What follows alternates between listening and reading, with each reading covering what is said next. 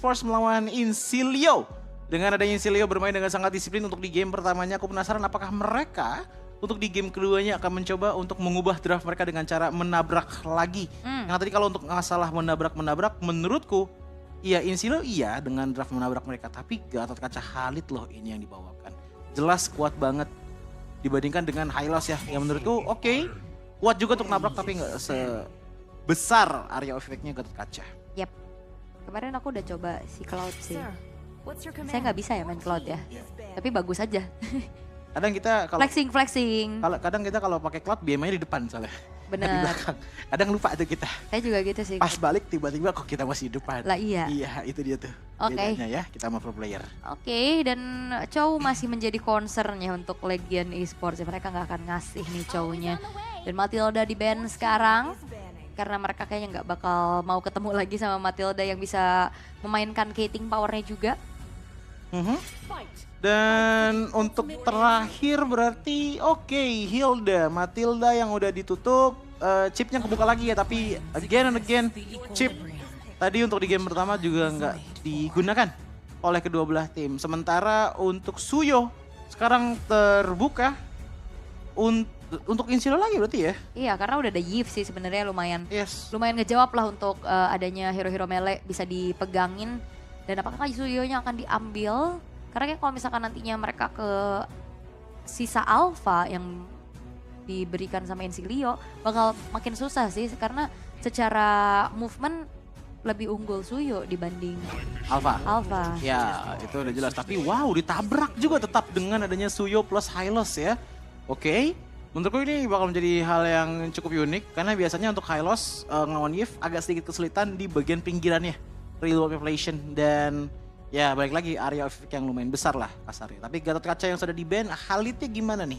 Khalidnya pengen diamanin kah sama teman-teman dari Legion Esports, dan ternyata Povius dan Alpha yang diambil. Tipikal yang bakalan main ke ya nempel-nempel meta family kasarnya untuk teman-teman dari Legion Esports. Meta kumpul. Oke. Ini hero-hero ungu ya sudah mulai bermunculan manusia ungu. Ya kan kok dulu pernah ya? Pernah dulu tapi kapan season ya? season berapa? Season 8 apa? Saya ingat tuh ya 2022 saya ingat. Gelu, Yves, Povius, Valentina. Ya gitu-gitu sering banget. Tapi ya Loi akhirnya perdana muncul nih untuk di gelaran M6 World Championship. Yang dimana ini sempat jadi concern ya di match sebelumnya juga, dan akhirnya Loi. Berarti ini sangat-sangat sinergi dengan adanya macro play yang dimiliki sama Insilio. Nah gini loh, biasanya ya kalau udah ada Luoyi, kalau udah ada Hylos lawannya Yves, chance-nya untuk Tigreal keluar tuh gede banget. Karena aku sering banget lihat di match-match besar ya bahwa dengan adanya Tigreal masuk ke dalam real world preparation, itu kan pasti ada beberapa yang masuk juga kan dari Legion Esports untuk nge-follow up area besarnya kan. Itu bisa di counternya sama Tigreal gitu loh. Dengan tipikal ya balik lagi Povius Alpha loh di sini. Oke. Dan one-one-nya di ban atau bahkan nggak nutup kemungkinan ya. Tiba-tiba Hylos-nya EXP terus chip ya kan makin wah iya sih. Makin gile. Itu makronya makin gila sih menurutku. Untuk megang mapnya bakal lebih gede lagi. Dan Beatrix ternyata yang ditutup. Akhirnya kita nggak ngeliat Beatrix karena dari game pertama, match pertama tadi, literally match pertama tadi Beatrix nonstop datang. Atau ya fighter-fighter Gold Lane kayak udah mulai berkurang ya kemunculannya ya. Enggak terlalu banyak ya. Enggak terlalu banyak karena hyper carry methods yang biasanya kita lihat antara Link atau Roger, ini kan dua-duanya kena nerf juga ya. Iya. Jadi agak susah sekarang. Lumayan tuh. Tapi Legion Esports satu lagi Ben. Gold Lane kan itu akan ditutup? Romer gak sih? Sisi kayak, ya, Romer, kayak Lunox Kaja. Nah chipnya itu dia chipnya. Yang aku khawatirkan kalau chip Loi bersatu di dalam tangan dari Insilio, makronya wow. Chip Tigreal berarti ya sesuai tadi dengan prediksi kita. Tapi Bruno yang keluar sekarang untuk teman-teman dari Insilio. Jadi Romer momentum apa lagi? Sebenarnya masih ada siapa lagi? Aku kalau ngomongin Insilio pengen supremasi gitu belakangnya. Kenapa? Ada Incendio kan dulu. Ada nama Incendio supremasi. Iya. Kayak gatel gitu. Insilio mirip kan, makanya kayak tipis-tipis lah. Kan kita baru kenalan nih sama Insilio kan. Betul, dan ternyata ya beneran jadi kuda hitam kayaknya ya untuk di game pertama tadi. Setuju. Bisa banget nih. Kayak player-player muda, player-player anyar ternyata wow banget gitu loh. Mereka disiplin, mereka tahan, mereka sabar, mereka main makro. Ini tinggal kalau dilihat dari makro jalan banget sih menurutku untuk Insidious. Tapi wow, pengalaman dari game pertama mungkin karena ada game 26 menit ya. Makanya Nathan akhirnya keluar untuk jaga-jaga untuk di late gamenya banget. Sementara satu pick terakhir nih, ini yang bisa ngejagain Nathan. Dan mungkin bisa nge-risk juga karena Nathan. Karena menurutku Hylos ngejar Nathan masih belum cukup sih. Ini Kaja gak sih? Kaja, cowoknya udah enggak? Iya Kaja, bisa kayak combo Lui Kaja gitu kan. Kaja, iya, Kaja Jauhhead juga bisa sih, apalagi Jauhhead bisa langsung lock on-nya ke Nathan loh. Tapi suppress juga masalahnya buat enak buat si siapa namanya, Hiv juga. Oh, I see, ya. Ngerti.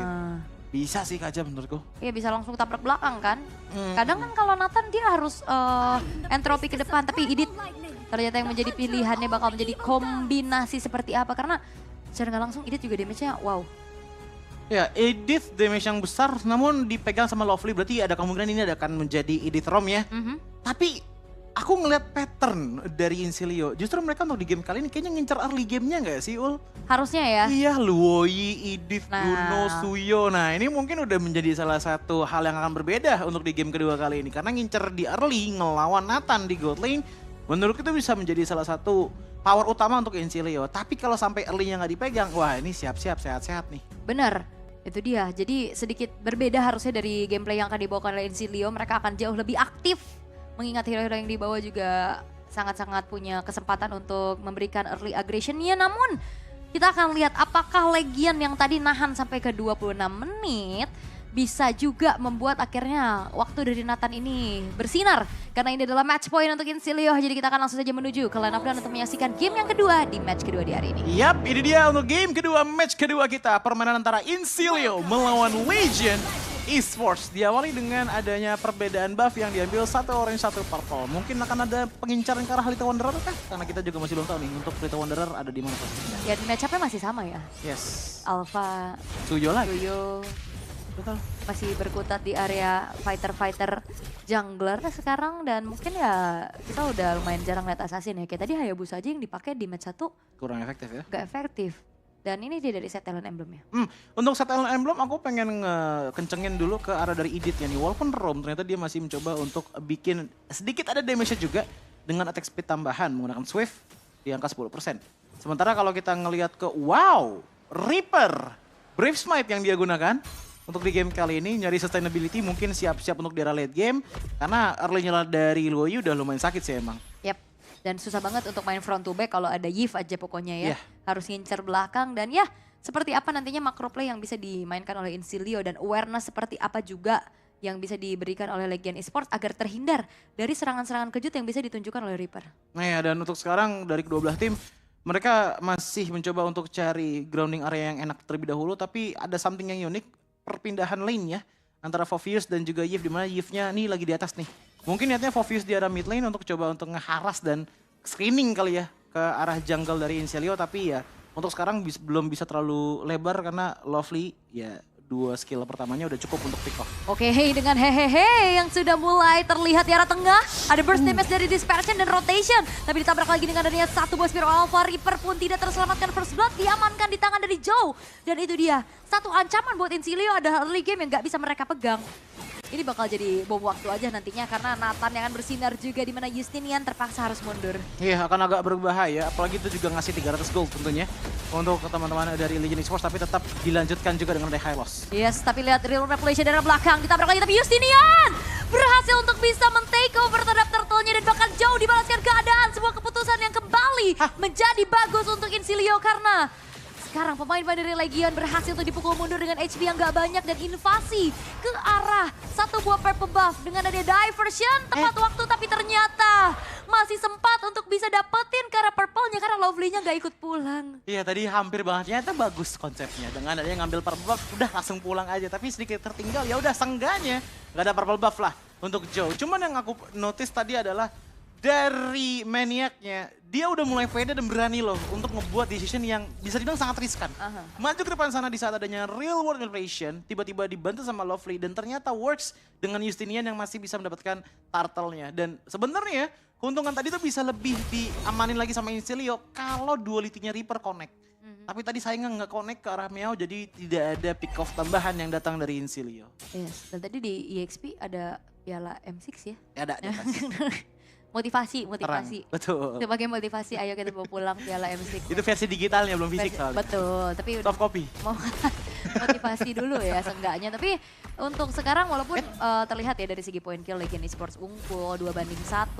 Tapi masalahnya tadi dengan turtle yang didapetin untuk Ensilio juga ngebuat dari goldnya ke boost nih ya. Dari sharing EXP-nya juga bertambah sehingga perlahan Ensilio berbalik unggul. Tinggal lihat aja sih untuk objektifnya seperti apa. Karena untuk pengalaman di game pertama tadi kan objektifnya Legion tuh yang kuat banget tuh. Menurutku. Kill point emang dipegang sama Ensilio. Tapi makin kesini, wah Karat makin rontok dari Ensilio dan tanpa disadari. Tapi pindah ke arah bottom lane. 2 orang di bawah. Tanpa ada gengkingan karena Dawn juga udah mulai berani maju ke depan hadapan dari Nathan. Yes, dan concern dari Ensilio udah mulai harus ke arah Nathan ya sih. Nah, jangan sampai nantinya dapetin waktu juga tapi jauh kali tertangkap sudah dengan ada dispersion dan rotation. Efek sisi duality yang on point membuat dari Joe ternyata harus berhasil untuk meregang nyawanya. Wah itu benar-benar timing yang pas banget ya. Mungkin pembacaannya dari purple buff nih. Purple buff yang udah spawn langsung tiba-tiba by feeling. Masuk ke dalam sana informasi juga bahwa oke, Joe-nya di situ langsung digas dan Turtle. Yang kedua akhirnya diamanin. Oke, ada onward juga yang terbuka untuk membuat dari Meo terpaksa mengeluarkan 1 buah flicker untuk mundur. Dan 1000 hampir di gold lead yang dipegang sama Ensilio. Nggak terlalu jauh sebenarnya. Karena dari Ensilio juga kayaknya mereka masih coba untuk dapetin siapapun yang bisa didapetin. Karena belum ada nih gangguan menuju ke arah daylight yang masih aman-aman aja. By level juga ya hanya terpaut 1 aja. Tapi aku jadi mikir deh, kayak wait sebentar dulu miss tuh. Dari Gnardnya. Kenapa ya dari tadi dari Legion untuk Khalidnya terlihat masih belum berhasil menjadi sosok initiator yang tepat. Iya, belum dapat ya makanan pokoknya. Nggak cuman itu sih ngelihatnya dari late game potential sebenarnya ini juga mungkin jadi masalah untuk Legion Esports. Oke, mereka punya Nathan. Tapi dengan power dari diversion yang menurutku ini bakalan bisa jadi pick off maneuver. Ibaratnya ini adalah Kaja versi tim yang maju ke arah manapun gitu loh dengan minimnya visibilitas seperti sekarang. Oh itu dia tabrakan kembali terjadi. 1 buah Purify terpaksa memang harus dikeluarkan oleh Daylight untuk bisa membuat dirinya bertahan atas inisiasi yang dilakukan oleh Ensilio.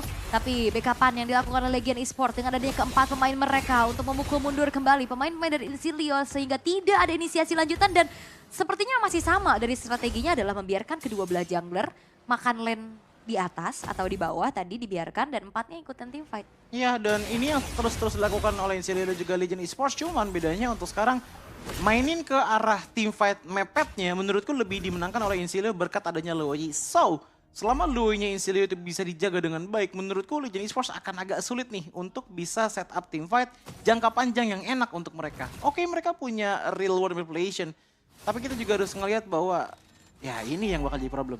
Nah ini diversion play akan mengarah kemana? Akan memancing keberadaan dari Daylight harusnya. Dawn akan membuat adanya Daylight keluar dari tempat persembunyiannya. Dan Daylight mengecek ke arah rumputan awareness yang begitu baik. Memang Daylightnya nggak tumbang, tapi mereka nggak punya kendali lagi untuk bisa menahan outer turret dan ditukar dengan adanya turtle yang tidak akan menjadi perfect bagi Ensilio. Iya, namun pertukaran dari segi turtle itu menurutku ya bisa bilang so-so lah. Turtle diamanin oleh pemain dari Legion Esports cuman sedikit lebih mahal di arah turret bottom lane. Cuman Justinian, bisakah dia melakukan defense untuk dari top lane karena lawannya adalah Joe? Yes, dan itu dia dari invade ke arah orange buff yang dilakukan oleh Ensilio. Akhirnya dengan hilangnya turtle tidak menjadi sebuah jaminan untuk Legion Esports membayar kerugiannya ya. Akhirnya mereka tetap merugi dengan cukup banyak dan diversion ini aktif banget menuju ke arah tengah. Tapi ada yang lewat harusnya kali ini Joe tertangkap kembali, terangkat sudah dan bahkan tidak ada jalan untuk pulang. Dua Spectre telah dibentangkan, flicker terpaksa harus dikeluarkan juga oleh Meo. Sehingga kali ini Ensilio targeting dan juga pick off powernya berjalan sesuai rencana. Jadi udah mulai kelihatan ya bahwa setup yang dibawakan oleh Ensilio adalah pick off secara berlima. Selalu seperti itu dan selalu works. Gak usah mainin ke arah team fight-nya, mainin pick off-nya dan ubah kuantitasnya jadi lebih baik untuk Ensilio 4 lawan 5 seperti sekarang. Ya terangkat lagi dan bahkan Meo Infernal Pursuit tidak membuat dirinya selamat karena mode Primal Rat yang dibuka oleh Lovely. Menghasilkan damage juga yang cukup besar sehingga kali ini 1v1 sudah mulai terjadi antara Jernard dan juga Maniac. Tapi sepertinya kali ini Jernard terpaksa harus mengeluarkan Raging Sandstorm untuk defense, flicker juga menjadi informasi untuk Ensilio dan bahkan Purple Buff tidak akan diberikan kepada Joe. Ya, tapi diam-diam ini ada sedikit space farm untuk Daylight. Dia juga masih belum tumbang sama sekali, jadi dapetin karabat top lane sedikit menguntungkan tentunya. Dan bisa menjadi modal juga untuk bermain di arah late gamenya. Dan itulah alasan kenapa Diversion selalu keluar, karena emang ngincer untuk bisa end game sebelum menit 15 terjadi. Karena 15 menit itu adalah turning point yang menurutku menjadi kuat banget, ataupun power spike untuk Daylight bisa maju. Pertanyaannya tinggal satu. Daylight-nya udah kuat, frontline-nya bisa ngejagain gak? Karena Ginard dari tadi juga masih belum bisa mendapatkan momentumnya, sementara Meow dari itemnya itu masih belum terlalu tebal. Baru ada Thunderbelt aja dan mungkin akan menuju Athena Shield. Dan Isilio harus sadar sih, kalau misalkan mereka membawa ini Karami to the late game, bagaimana caranya untuk bisa menembus lini pertahanan high ground antara Yves Nathan. Yves Nathan itu yang ngebuat saya play off ngecast 40 menit. Ini. Red Paddle kan itu. Iya benar. Oke, dari itemnya dulu ya. Dari Edge dulu udah mulai ada team fight dan gak dipegang sepertinya. Iya, dan inisiasi itu dia Raging Sandstorm yang telah terbuka. Maniac bakal menjadi garda terdepan, tapi Jenar tidak bisa bertahan karena double kill. Disekir oleh Dawn dengan positioning yang begitu baik dan tidak akan memaksakan kembali team fight-nya. Incilia bermain dengan sangat-sangat disiplin. 5.000 gold gap untuk di 9 menit pertama menurutku menjadi satu snowball potensial yang bisa dimaksimalkan untuk setidaknya dapetin hingga base turret. Seenggaknya base turret kesentuh juga nggak masalah gitu loh. Kalaupun emang nggak bisa hancur. Karena semakin kecil lagi zona dari teman-teman Legion Esports. Oh Justinian? Wow, cukup berani untuk bisa menabrak kepada seorang Daylight.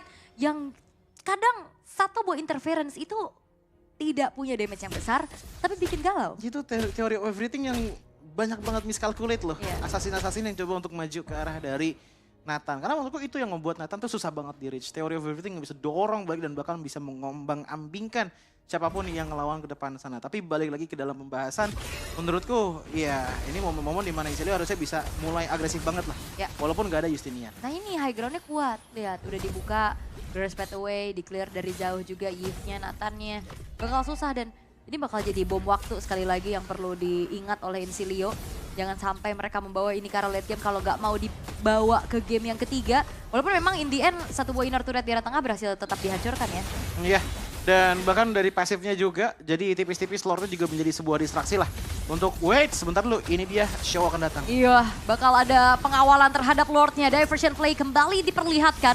Lordnya masih belum terclear. Pasif sudah mulai ke-trigger juga walaupun masih bisa ditahan setidaknya. Ini pasif-pasifnya udah mulai di-trigger, bahkan di bawah juga udah nggak ada. Wait, sakit banget tuh Evil Queller, ditabrak lagi. Bakal ada usaha lagi dari Justinian untuk menabrak masuk. Grass Pathway telah dibentangkan, tapi lihat bagaimana kali ini Purify, save the day. Dan juga Entropy membuat dari sosok Daylight selamat, tapi base turret yang tengah berhasil dihancurkan. Hehehe, menjadi nyawa yang direnggut juga dan bahkan double kill. Ditabung oleh Dawn dengan Windtalker yang baru juga sekarang selesai. Tabrakan akan kembali terjadi karena 3 base turret sudah tidak ada. Incilia, mereka akan end the game karena Meow-nya pun tidak lagi bisa menahan damage cukup besar. Unstoppable didapatkan, base-nya terbuka tapi Dawn-nya tidak ada. High ground yang masih bisa dipertahankan dengan double kill.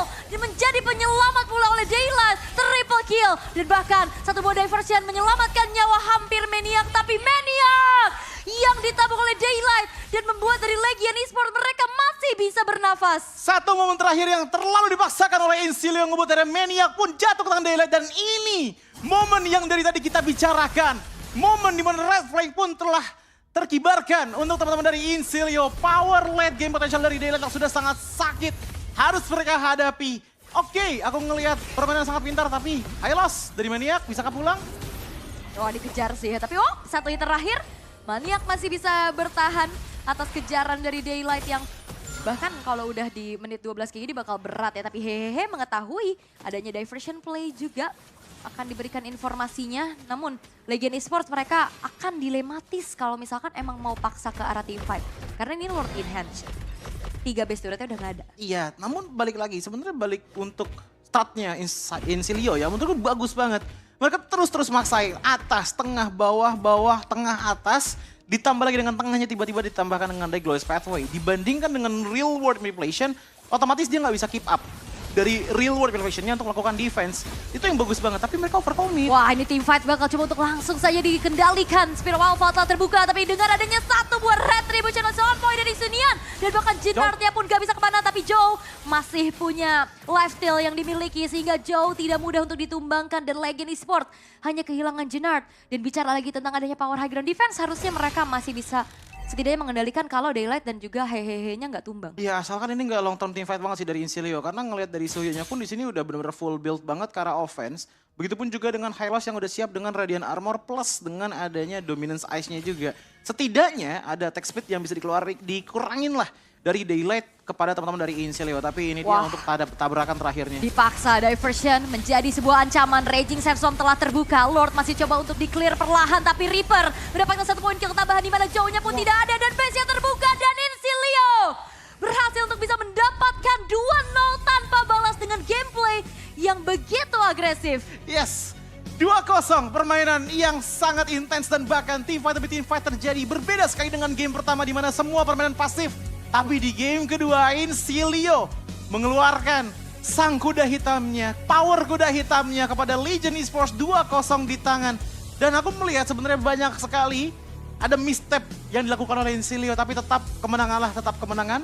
Cuman ini akan menjadi pembelajaran juga untuk di match ke depan mereka. Karena menurutku di game pertama mereka sangat-sangat disiplin. Tapi sampai yang dikatakan oleh Aul tadi terlalu disiplin ya untuk game pertama. Tapi untuk di game keduanya sekalinya nggak disiplin, lumayan overcommit menurutku. Seperti tadi dengan adanya Maniac yang dikeluarkan oleh Nathan. Itu jadi turning point yang benar berbahaya banget. Untungnya tadi pas di Lord setelah adanya Maniac, positioningnya itu nggak bener-bener enak banget lah untuk Nathan ya bisa melakukan hit. Otomatis ada satu yang tumbang duluan itu Foviusnya, ya udah langsung Lord gas dan didapetin oleh Incilia. Dan masalahnya juga base turretnya yang udah hancur jadi masih garugi-rugi banget lah buat Incilia. Sampai akhirnya mereka paham betul dengan secara konsep ya, kayak tadi di game pertama ya mungkin cek ombak dulu ya kan. Panggung perdananya juga.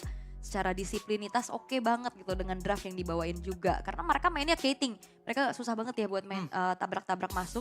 Tapi di game kedua dengan draft yang mereka bawakan. Seperti apa yang Choji katakan di pas draft tadi. Main early game. Bruno, Suhyo juga. Dan bahkan Matilda dari Loi yang jauh lebih aktif. Dan ya mereka manfaatin dengan cukup baik. Walaupun ada sedikit over tadi yang terjadi di area high ground defense-nya teman-teman dari Legion. Tapi gak jadi masalah ternyata. Walaupun memang berbahaya, tapi banget. Tetap bisa ditanggulangin karena masih menit belasan. Waktu spawnnya juga nggak yang terlalu lama. Betul, tapi ya 6 kill kalau nggak salah tadi ya tiba-tiba ya yang dimiliki oleh Nathan. Jadi lumayan berbahaya untuk damage outputnya dari Nathan itu sendiri. Tapi yang harus aku kasih kredit adalah, jujur mungkin ini kali pertama aku ngelihat adanya 4 kali diversion di 6 menit. Game time. Aktif ya? Tadi aku hitung salah, 4 kali diversion itu benar-benar aktif banget. Kalau kamu harus lihat Sans berarti. Tapi wah ini tuh. Lebih aktif. Iya sih, cuman kayak untuk di kali ini tuh aktifnya tuh benar-benar buat pick off, benar-benar buat cari early-nya, benar-benar untuk ngejar, nge-speed run, kelar cepet banget gitu loh. Dan itu yang terjadi dengan sangat-sangat baik dan strategi yang gak bisa dilawan emang karena bermain rumput. Ya. Kalau teman-teman dari Incilia. Apalagi udah under dari awal kayak rumput gak ada yang bisa dipegang sama sekali ya, kayak visionnya sangat-sangat terbatas. Dan baru kita ngeliat dari itemizationnya nanti akan seperti apa dari kedua belah tim, karena secara gold gap pun ini kerasa. Dan sekarang panen kill di 13 menit, 14-9. Tadi di sebelumnya beda. Cuman 13 banding 5, 26 menit bayangin. Beda ya berarti. Jauh bedanya gameplaynya yang dimanfaatin dengan draft yang dibawa juga. Cuman tetap aja kalau kita ngeliat dari Daylight, ini sih tipikal marksman yang emang harus di note ya. Kalau teman-teman dari wildcard yang lainnya, even dengan power dari Nathan pun melawan Bruno, dia nggak tumbang sama sekali. Mau banyaknya gankingan dia tahu. Dan yang paling bagus tadi tuh, yang di bawah dia ngecek pakai theory of everything. Dorong tipis, ada orang ternyata. Aware. Awareness-nya bagus banget, makronya bagus banget dari Daylight. Dengan item yang menurutku ya ini udah komplit banget gitu loh. Untuk bisa ngehajar teman-teman dari Incilia. Tapi emang gak bisa dipungkiri bahwa untuk powernya Incilia dengan Luoyi menggunakan Divine Glaive, Gloomy One, even Enchanted Talisman.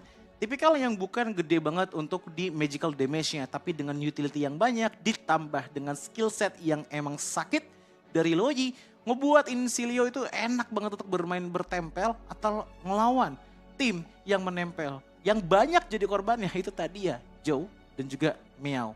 Tipikal fighter ini yang gak bisa pulang sama sekali, udah kesedot, keombang-ambing juga dengan Earthshatter dan juga forward. Ditambah lagi dengan Incilia, tadi kita ngelihat adanya Hylos dengan Revitalize. Yang menurutku ini agak sedikit menampil jadinya. Di saat adanya tim fight paksa. Masuk ke dalam real world manipulation, dia tinggal nempel aja sama Hylosnya untuk dapetin nyawa ekstra. Kasarnya gitu sih untuk di game kali ini. Yes, dan kayak tadi ya, lihat dari Hylos yang kuat banget juga nahan damage dari Daylight-nya juga menjadi sebuah titik akhirnya gak yang menjadi ancaman berarti buat Incilia. Dan ya kita melihat 2-0 game time yang bahkan setengahnya loh. Tadi 26 menit sekarang 13 menit. Dengan memanfaatkan segi draft yang sudah dibawakan juga. Berarti kalau bisa kita katakan Incilia ini punya strategi yang cukup banyak ya. Banyak. Main late game ayo, main disiplin, main makro boleh. Mau main team fight paksa, main agresif juga bisa. Dan bisa kita katakan kembali Incilia menjadi satu kuda hitam di wildcard nih. Betul, dan even kalau kita ngeliat di Lowfree-nya sendiri ya, dia juga punya dua tipikal yang udah mulai kelihatan juga ya. Pick off dia juga bisa dengan adanya power dari Edith. Matilda pun juga tadi dia bisa ya, walaupun dari segi Matildanya itu menurutku ya konsepnya dia adalah lebih Matilda yang cover.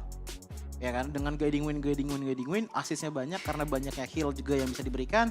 Tapi untuk circling eagle-nya mungkin dia masih nahan-nahan dan emang ada beberapa misstep tapi nggak masalah lah untuk teman-teman dari Incilia. Sisanya untuk Justinian sih, aku lebih ke arah penasaran. Selain Suyo, dia punya apa? Iya, dan dari tadi kan kita masih ngeliatnya masih Suyo. Memanfaatkan aja yang lepas mungkin. Iya. Secara tren masih positif juga dan aku suka banget ngeliat positioning dia masuk untuk retribution-nya juga.